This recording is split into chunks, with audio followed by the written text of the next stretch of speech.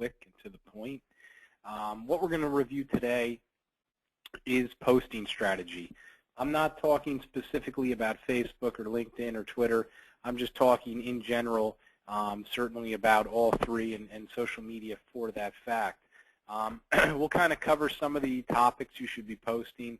I even have a good list here at the end of some websites you can go to get content. So I think it's going to be a pretty good little webinar here, and hopefully you can pick something up and utilize it today and tomorrow.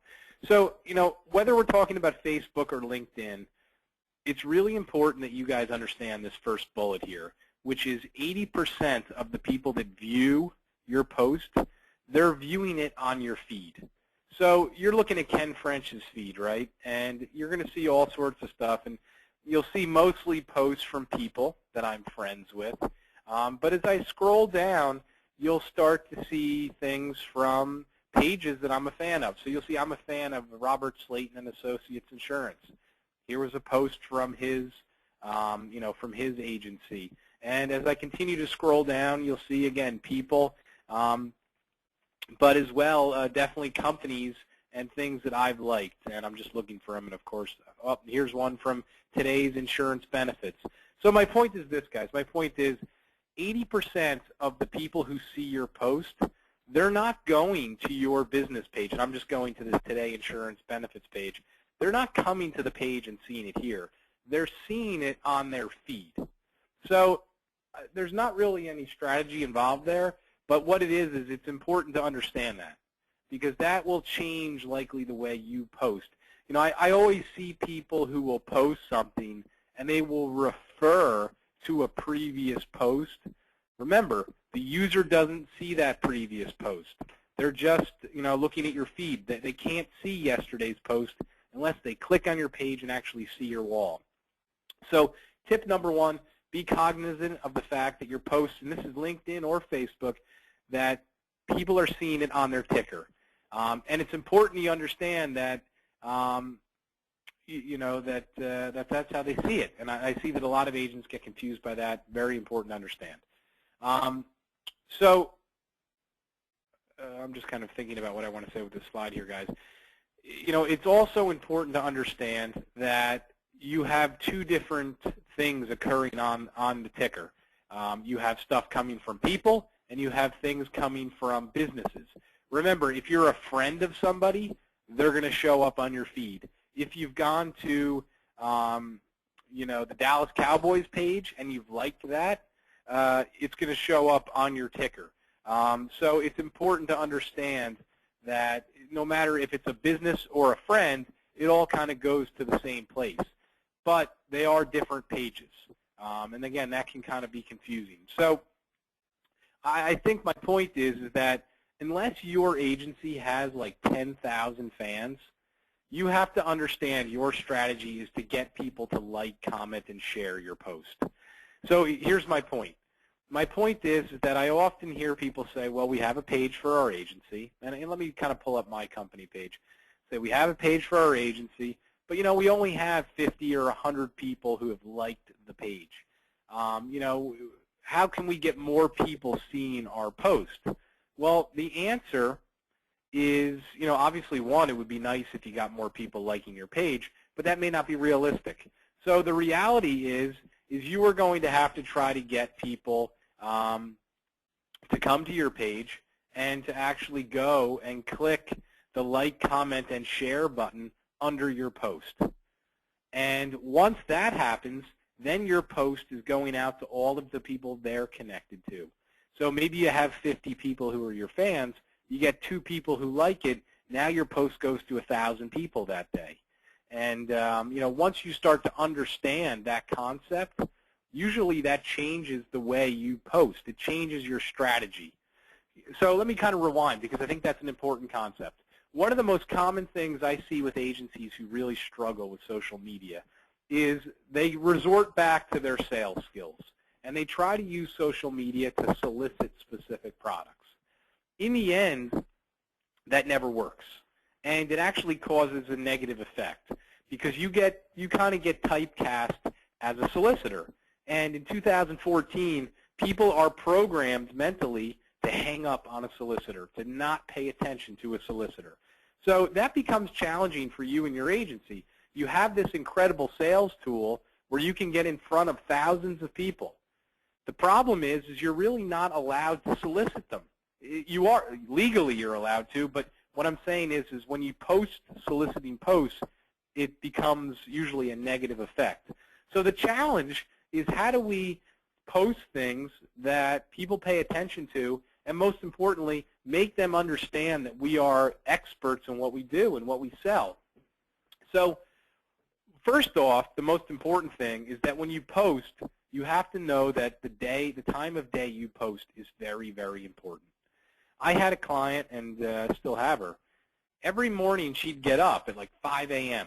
and the first thing she would do was post. And so she calls me up and says, look, I've been posting for 6 months. I haven't gotten many results. So I go to her page and I'm looking at it, and I'm like, I can't figure it out. I go, this stuff looks good. And then I start to look at the time tag, 5 a.m. in the morning. I said, well, look, why are you posting at 5 a.m. in the morning? She said, well, look, I get so busy in the day that if I wake up, I have my coffee, I go on my laptop, I post, I get it done. And I said, well, that's great that you're doing that, but the problem is think about it logically. Remember the first slide I said, guys, 80% of the posts are seen on these tickers. So if, let's say, Ken French here is coming on his computer at 3 o'clock in the afternoon, and I'm coming on to Facebook for the first time today, this lady posted at 5 a.m. How long do I have to scroll down on the ticker to see her post at 5 a.m.? I'm never going to find it, is my point. I'm not seeing it. So you have to understand that the time of day you post becomes very important. And so people say, well, when's the best time to post? The best time to post is when the most people are on Facebook. And there's no right or wrong answer, but for me, I know there's been a lot of trial and error on my end to figure out when that traffic kind of spikes. So I find that during the week, the best times to post are kind of like 7 a.m. when people are sitting having coffee, 11 a.m. kind of right before lunch, 1 p.m. right after lunch, 4 p.m. right before they're kind of closing and going home, and then 7 p.m. when they're sitting on the couch finally, 7 o'clock, 8 o'clock at night. In my opinion, those are your highest traffic times. I would highly suggest to not post at 9 o'clock in the morning on a Monday. I mean, think about it logically. What are you doing at 9 o'clock in the morning on a Monday? You're cleaning up your email. You're cleaning up your desk. You're getting your week planned. You're not on Facebook fooling around. So you have to kind of use that concept and really take it to heart that the time of day you post does make a difference. So that kind of takes us to, okay, we now know we have to think about logically when we're going to post. Now, what do we actually post? And in my opinion, you want to have some balance. The one thing that kind of I try to always really get across is look, even though you're just starting to figure out how to use social media, it's in year 10. So what does that mean, it's in year 10? What it means is there are some agencies out there that have been using it since 2004, and they've gotten really, really good. And they have a strategy, and they're very creative. They know what works, and they know what fails. So my point is that you have to understand that, you have to respect that, and you have to try to educate yourself and push yourself to that level.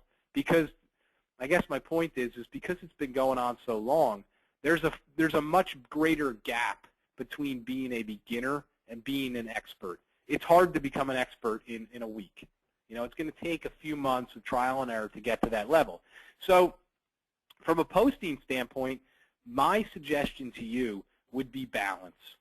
Like 33% of the time, try to let people know about your agency, what products you sell, how you help people, why you're an asset to them.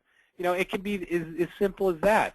Of course, if you're doing different things with your agency, maybe you're supporting some sort of local or community event, some sort of association, you have pictures, stuff like that is fantastic. People love to see that you're real and that you're involved. Obviously, if you're hiring new people and stuff like that, that's stuff you should be posting. Every day, no. But 33% of the time, yes. The other 33% of the time is I'd like to see you kind of try to project yourself to be that guru. And guys, make no mistake, one of the most common phone calls I get, and honestly, it's very frustrating. I'll get a guy call me up who's never used social media, and he'll say, look, I went to your webinar last week, and I posted 3 days in a row, and I haven't gotten any results. You don't know what you're talking about. I actually get those calls occasionally. And I sit there and I kind of chuckle because, like I said a few minutes ago, we're in year 10 here, okay? There's some people that have posted for 10 years straight. That's like 3,000 times. Think of it as a repetition. The key to social media is consistency. It's getting your reps in. It's touching people on a consistent basis. Because let's face it, guys, a lot of the products you are selling, they're not impulse purchases. People only make the purchase or make the change when something happens to them. Maybe they get a rate increase. Maybe they buy a new house. They have a kid. Something happens to them in their life where they say, okay, you know, now I have no choice. I really need some life insurance. I really need to get a new homeowner's policy, whatever.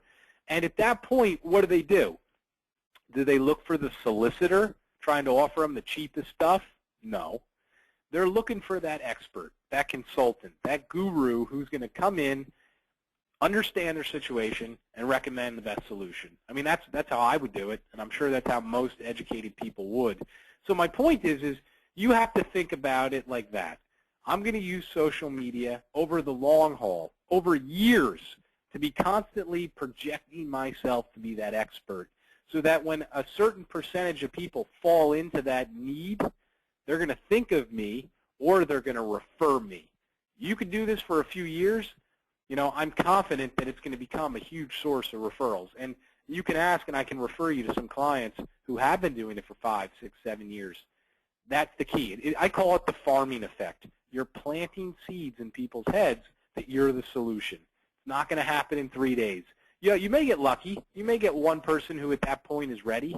But in general, it's about touching as many people as we can, planting that effect. And that's why social media has become a billion-dollar industry. So my point, guys, you want to have a balanced approach to posting.